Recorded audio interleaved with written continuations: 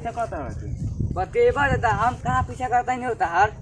देखो तनी कि तू यार पीछा करते होता है जाता रहा कि ना जहाँ जाता रहा अब से कहाँ जाइला हवा अरे जायला बा कौन तारा से क्या मतलब हो कहाँ जहाँ जाइला बा वही जा हमरो जाइला बा तो जा अपन जा चल अरे तू वही से देखा तनी तारा के बुझाता कि झाप झपटी लेबा चलो ना आगे चलो खाली तो आगे बताएं चलो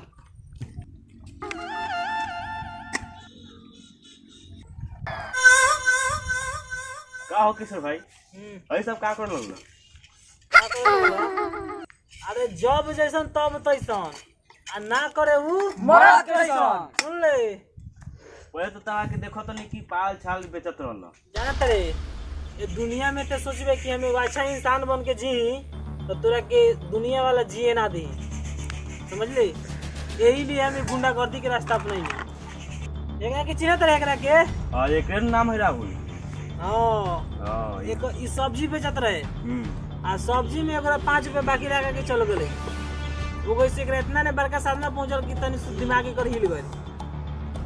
आ जब दिमाग हिलल तो सब्जी बेचल छोड़ देला का हमरा साथे आके भर्ती हो गए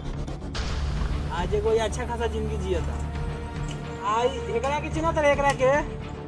ना एकरा के नहीं चिन्ह ई अबही के दहाड़ में एकर धान डूब गल है 5 बीघा यही से पगला गेल इहो तो इसको दिमाग हिलल अभी नया नया भर्ती पहले भले 4-5 दिन आ एकरा के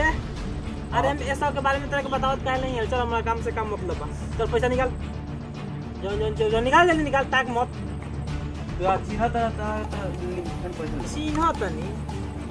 तो चिन्ह तनी तक सोचा था कि तोरा के छोड़ देबो हम बिना ले ले हम सोचने की देख अगर जे हम तोरा के छोड़म तो ई हमर जौन काम धंधा जौन शुरू कइले है ई नियम के विरुद्ध होकी ठीक आ लोग दुनिया हमरा पर हंसी आ फिर हमरा के कोनो ओकरा कुत्ता सिया लेखा ने पूछियन सब बुझले एले जौन हो तो जल्दी निकाल आ बढ़त रह हम लोग से छीन ले ए त निकलबे कि ना रे देख एकरा के एक बार त इशारा करबो कि जाके ठोक देतौ तो जानो जतो और पैसो जतो ए लिए जान बचाओ पैसा दे निकल देही ला पड़ी ए त उठ ये गने मारू रुगा उठ हिताई के जगह पर गुंडागर्दी के जगह ए त निकलबे कि ना रे पैसा चल निकाल के चल यहां सर जो भुकाओ जन होगे से भुकइले बारे लोग से भूखे ले बैठे अपन आप लोग के पैसा लेता ए भैया कहो ना हमें का ठोकी वो घर से भुकवा लेबे त कोनो भुकवात तो चैन भाभी एगो खाली इशारा करबाऊ कि उड़लाऊ तो फुकट में जानो जतो पैसो जतो समझ ले आ मम्मी पापा तोर जिंदगी भर होत रह जतो सब देही ला पड़ी ए भैया कहो ना ठोकी एकरा ए छोड़ दो मत छोड़ ए ठोक दो ना यो घर से बकवास कइले बा हमार ठोकी रहे के बा जानते बा कि हम तो रोड पर बैठ के गुंडागर्दी करता ए मैं खेत में तो उठा के चल सब फेंको सही करके चल निकल तू छोटे हम निकाल दाम ले खाई निकाल सब निकाल ये तो सब ज्यादा परसों सही मोबाइल आगे पीछे मोबाइल मत छोड़िए सब निकाल टी-शर्ट हां और टी-शर्ट गाड़ी पोछे में काम है नहीं देगा छोड़ दे और है चपलवा ना यार कौन ले लो निकाल चल दे भाई चल छोड़ दो भाई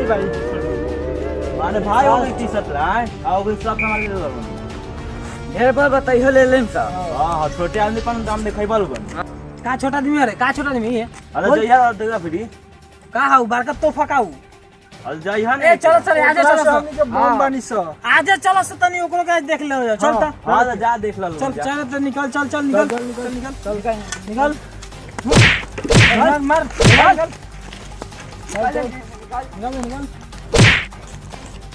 ए चल सुनो तब भागा चल अब ओकर नाम ढेर सुनो तनी 2-3 जगह नाम सुननी हो ओकर रद्दुआ के हां चल तो तनी देखिए ले ले आज चल आज देखिए ले चल